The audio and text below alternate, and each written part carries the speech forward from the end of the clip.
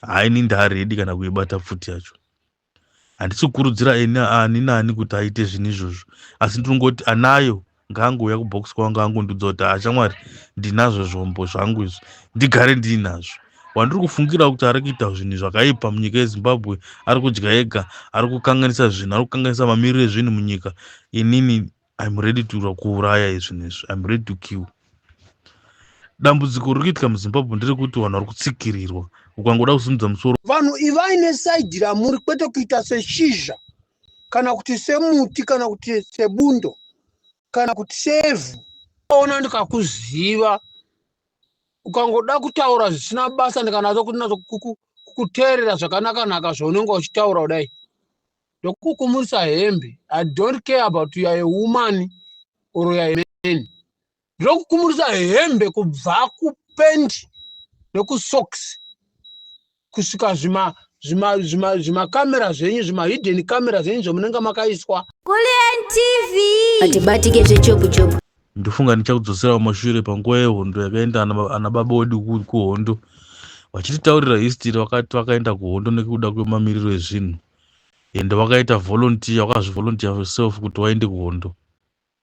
It was volunteer kuti uende kuhondo, hawaifoswa nemunhu kuti uende kuhondo according nekumira kwezvinhu zvinenge zvakaita nemaomero aiita zvinhu.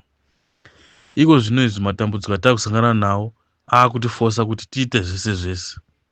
Haumana rega ndikutaurire ndichiti kuLimpopo kune chipatara chiri muLimpopo china mukuru wepo anonzi Mupopi, hamene kana vazhinji vachimunzwa anonzi Mupopi kuro Mupopi hameno. Kuti upinde muchipatara imomo mukupindwa nepasipoti either nechitupa kuti ukwanise kurapwa imomo. Varume nyika yatiri kurarama kana tiri kurarama nevanhu maZimbabweans yaomesesa. Zvinhu zviri kuoma day and day every day. Kuti upinde muchipatara urapo ufanira kuprodusa document kuti uri kupi. Dzimwe dzenguva kana uri muZimbabwe unokudzoka usina kurapwa. Zvipatara zvaakutotyisa kuti urapwe ufanira kuprivate. Kuti upinde muchipatara chaimo zvaakutyisa. Handizivi kuti SADC chairi haisi kuzviona here. Saka nyaya iripo ndeyekuti anzwa manyoka ndiye anorwa nesasa. Ana baba wedu pavakaenda kuhondo vafoswa nekuda kwezvaiitika panguva iyoyo. Iye zvinezvi inini ndega ndiri kufoswa nekuda kwezviri kuitika. Haini ndaredi kana kuibata futi yacho. Handisi kukurudzira ani nani kuti aite zvinhu izvozvo, asi ndinongoti anayo ngaangouya kubox kwangu angondudza kuti ashamwari ndinazvo zvombo zvangu izvi ndigare ndiinazvo. Wandiri kufungira kuti ari kuita zvinhu zvakaipa munyika yeZimbabwe, ari kudya ega, ari kukanganisa zvinhu, ari kukanganisa mamiriro ezvinhu munyika. Inini I'm ready to kuuraya izvinhu izvi. I'm ready to kill. Dambudziko riri kuitika muZimbabwe nderekuti vanhu vari kutsikirirwa. Ukangoda kusimudza musoro unorwa musoro wodzokera pasi, ukada kusimudza musoro urwa wodzokera pasi. Ndo zvinongonzi zvaita Smith. Ukada kungosimukira chete waitorwa wosungwa woiswa mujeri. Ukada kungoti uya nepoindi yakanaka wosungwa woiswa mujeri. Dambudziko ratiri kurarama naro munyika yedu yeZimbabwe ichasvika kupi? Nyika dzacho dziri kutizira vanhu hadzichade vanhu. Tiri kunzi vanhu wawandisa munana South Africa. Kupi chero kwawaenda kuZambia chaiko kupi warongotaura zvimwe chetezvo. Saka tichararama sei? Tiri kurarama sei tine nyika ine vanhu ine vatungamiriri vasiri kugona kutitungamirira? MaZimbabwe ngativhure pfungwa, ngatione zviri kuitika. Vageza chai vakasimuka kuti no varume wazvo vari kuita zviri rongo. Matambudziko ari kuwanda munyika. Sei vasiri kugona kuzvigadzirisa zvinhu izvi? Zvaakuda muZimbabwe azvisimukire. Inini ndega pachezvangu ndiri kutongokumbira kuna ane access yekuwana zvinhu izvozvo ngauye kubox kwangu. Ngauye kubox tikurukure ndione ndosvikawo papi. Ndichaurayiwa ndaitawo zvinhu zvitatu zviviri. Zvichachinja mucommunity mandobva. Ndichava history kuti zvinhu zvakadai zvinourayisa. Kwakafa vanhu vatatu vairi vanoziva kuti zvinhu zvinourayisa. Matambudziko ari kuwanika nenyika yeZimbabwe awandisa. Matambudziko ari kuwanika nevanhu veZimbabwe awandisa. Vanhu vari kufa day and night. Chii chichaita kuti zvinhu zvinake? Tisu vanhu tofanira kusimuka toita chinhu chimwe chete. Matambudziko ari kuwanda varume. Nyika dzose dzakatikomberedza hadzichada. Tiri kukanganisa health system dzavo ivo zvipatara zvavo, tiri kushandisa mishonga yavo pasina tax dzinobatwa. Ende chiri chokwadi vari kupinda munyika idzodzo wasina tendero kuti wapinde munyika idzodzo, asi tine nyika yedu. matambudziko akafanana newa anofanira kupera, anofanira kustopwa nekuda kwemunhu wani ari kugirebha masimboti anda kuramba ari papawo. Hakuna zvakafanana neizvozvo. Kana pana anokwanisa kusimuka achiti anoda kupa vanhu zvombo, we are ready. Vanhu vakawanda asina mabasa, maovhetereni akatitangira zvinhu zvisingaiti. Taisai muona vanhu vari kutambudzika. Makarwa nyika muchirwira vanhu veZimbabwe kuti vagare zvakanaka, asi ndizvo here zvamakarwira izvi? Ndaneta nezviri kuitika. Inini pachezvangu ndasaina varume. Mucommunity mandinobva inini munofanira kudonha munhu, munofanira kufa munhu, chive chidzidzo kune vari kuteera kuti zvavari kuita izvi tiri kuzviona, zvavari kuita izvi vachita vanhu vachiti tiri kuzviona. Hakuna munhu anofanira kuraramiswa zvakanaka nekuti ajoina ZANU-PF. Zvirei kuti ZANU-PF hatiidi, tinoida, asi hatifanira kunge kuti urarame zvakanaka unofanira kunge uri muZANU-PF. Ndizvo here? Kuti uwane zvaunowana unofanira kujoina ZANU-PF. Kuti ukwire bhazi unofanira kujoina ZANU-PF. Kuti upiwe fertilizer unofanira kujoina ZANU-PF. Chero ripi dhona rinobva kwarinobva unofanira kujoina ZANU-PF.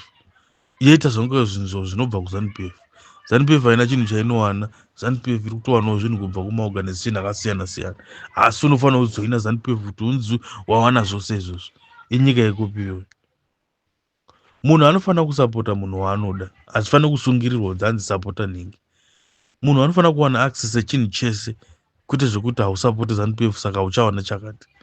Ndizvo here? Imo muZANU-PF machimane mafaction. Haukusapota nhingi, unosapota nhingi.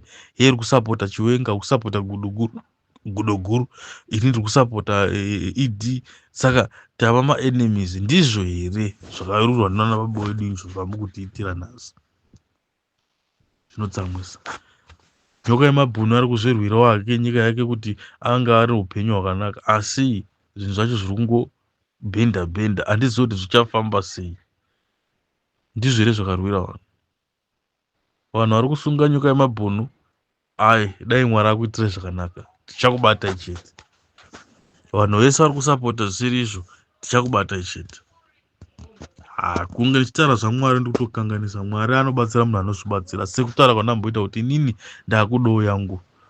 Kuna ane access yekuibata ngaandibatewo. Kulendi, kuna ane access yepfuti, ane zvombo kana ane chi, mupe nhamba dzangu. Mupe nhamba dzangu idzodzo tikurukure. Kune vanhu vari kukanganisa zvinhu munyika yedu, vari kuregererwa vachifamba vachiita zvavanoda asi vachikanganisa. Timboitawo zvavanoita izvo, maurayiro avanoita.